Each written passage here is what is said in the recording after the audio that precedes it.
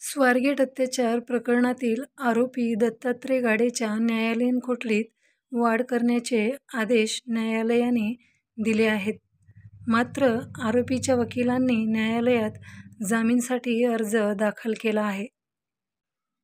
शारीरिक संबंध वेळ हा वैद्यकीयरित्या प्रश्नचिन्ह निर्माण करणारा असून पीडितेच्या जबाबानुसार तिने नमूद केलेल्या घटनाक्रमानुसार जबरदस्ती करणे तसेच त्यानंतर संभोग करणे अशक्य वाटते.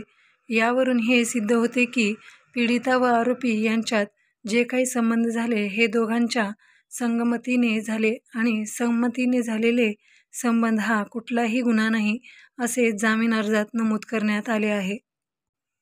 दिनांक 25 फेब्रुवारी रोजी स्वारगेट आगारातील बंद असलेल्या शिवशाही बसमध्ये एका 26 वर्षीय तरुणीवर अत्याचार झाल्याची घटना घडली होती. या घटनेनंतर राज्यभरात मोठी खळबळ उडाली होती. या अत्याचार प्रकरणातील आरोपी दत्तात्रय गाडेला पोलिसांनी शिरूर तालुक्यातील गुनाट गावातील एका शेतातून गावकऱ्यांच्या मदतीने अटक केली. यानंतर स्वारगेट पोलिसांकडून हे प्रकरण पुणे गुन्हे शाखेकडे वर्ग करण्यात आले. पोलिसांनी गाडेची कसून चौकशी केली. सुरुवातीला गाडेला पोलीस कोठडीत ठेवण्याचे आदेश न्यायालयाने दिले.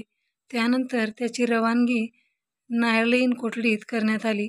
त्यानंतर त्याच्या न्यायालयीन कोठडीत वाढ करण्याचे आदेश न्यायालयाने दिले आहेत. दरम्यान आरोपी गाडे याचे वकील वाजिद खान बिडकर यांनी गाडेच्या जामिनासाठी न्यायालयात अर्ज केला आहे. स्वारगेट बस आगारात जागोजागी CCTV कॅमेरे लावण्यात आले आहेत. अद्यापही या प्रकरणाचे हे फुटेज दाखल करण्यात आलेले नाही. या फुटेजवरून आरोपीने कुठल्याही प्रकारचे गैरकायदेशीर कृती केली नाही हे सिद्ध होते. येथून फलटणला जाण्यासाठी सकाळी 5 वाजल्यापासून दर 1 तासाला बस आहे. फिर्यादी ही वेळोवेळी गावी फलटण जात असे आणि म्हणून दर तासाला फलटणसाठी गाडी आहे हे माहिती असून सुद्धा फिर्यादी अनोळखी माणसासोबत जाणे ही बाब अशक्य आहे असे जामीन अर्जात नमूद करण्यात आले आहे.